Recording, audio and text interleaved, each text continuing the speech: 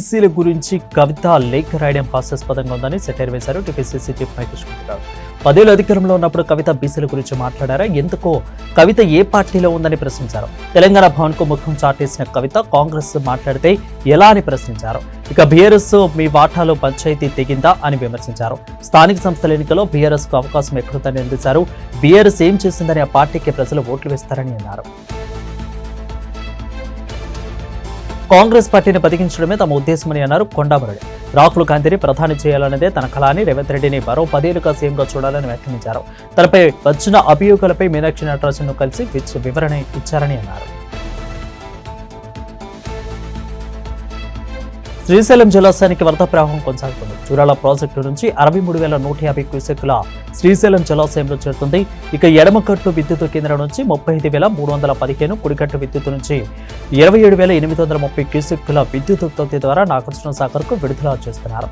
శ్రీశైలం డ్యాంలో పూర్తి స్థాయి నీటి మట్టం 880 అడుగులు కాగా ప్రస్తుతం 875.60 అడుగులు చేరింది.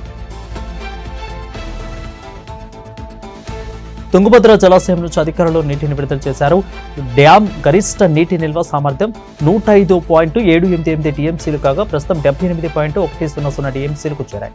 ఇక డ్యాం భద్రతా దృష్ట్యా 80 టీఎంసీలకు మించి నీటిని నిల్వ చేయొద్దని నిపుణులు సూచించడంతో 6 క్రస్ట్ గేట్లను తెరిచారు.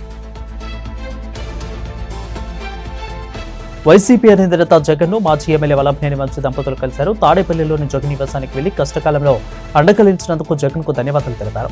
తనపై 11 అక్రమ కేసులు పెట్టిన చంద్రబాబు ప్రభుత్వం 140 రోజుల పాటు జైల్లో ఉంచిందని జగన్ వంశీ తెలిపినట్లు తెలుస్తుంది. ఇక బెయిల్ వచ్చిన విడుదలను అడ్డుకునేందుకు సుప్రీంకోర్టుకు వెళ్లారని చెప్పినట్లు సమాచారం.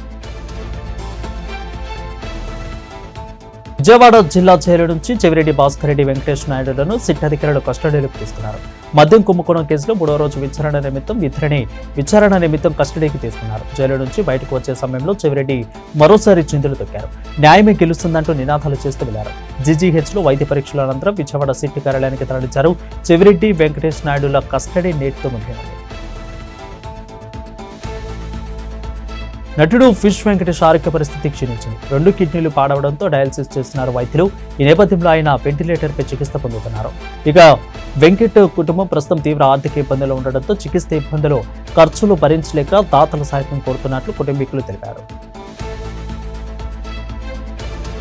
ఉమ్మడి ఆంధ్రప్రదేశ్ మాజీ ముఖ్యమంత్రి కోలిశెట్టి రోసయ్యకు అరుదైన గౌరవం దక్కింది. తెలంగాణలో ప్రతి సంవత్సరం ఆయన జయంతి సందర్భంగా అధికారికంగా జూలై 4న రోసయ్య జయంతిని నిర్వహించాలని నిర్ణయించింది.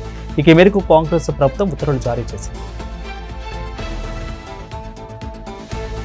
సనత్ నగర్ రాజరాజేశ్వరి నగర్లో రిఫ్రిజిరేటర్ పేలి భారీ అగ్ని ప్రమాదం జరిగింది.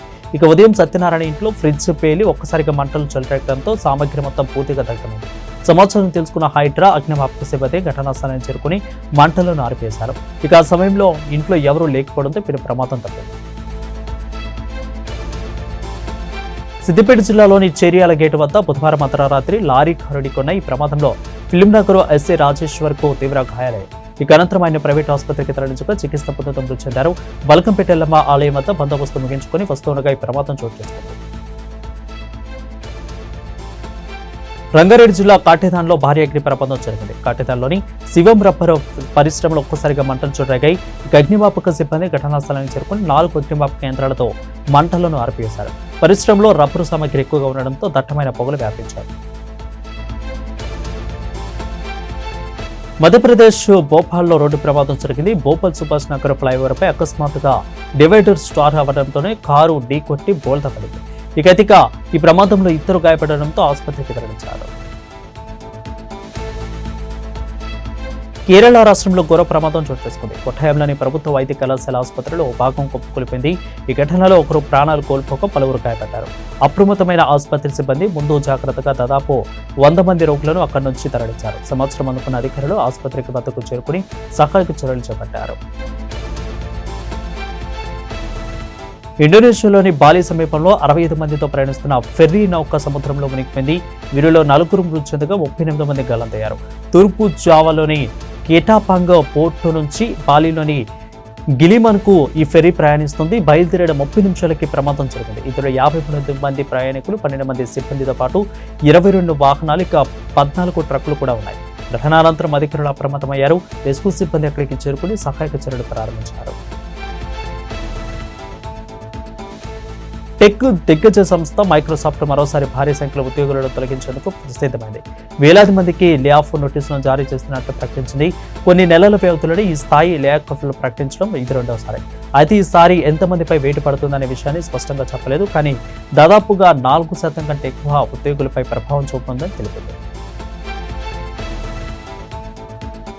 పవన్ కళ్యాణ్ అభిమానులు ఎన్నేళ్లుగా ఎదురు చూస్తున్న చిత్రం హరహర వీరమల్లు. ఈ సినిమా ట్రైలర్ ను చిత్ర బృందం తాజాగా విడుదల చేసింది. ఇక పవర్ఫుల్ వీరమల్లుగా యోధుడి పాత్రలో తన డైలాగులతో పవన్ ఆకట్టుకున్నారు.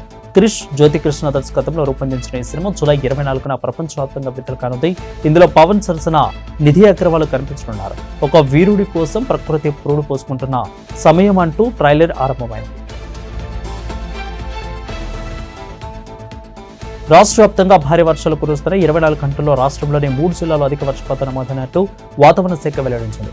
మహబూబాబాద్ జిల్లా ఘార్ల, భద్రాద్రి కొత్తగూడెం జిల్లా పాల్వంచ్లో అధికంగా 9 సెంటీమీటర్ల వర్షపాతం నమోదైంది. రానున్న కొన్ని గంటల్లో రాష్ట్రంలో పలు ప్రాంతాలలో 30 నుంచి 40 కిలోమీటర్ల వేగంతో ఈదురుగాలులు వీచే అవకాశం ఉందని వాతావరణ శాఖ పేర్కొంది.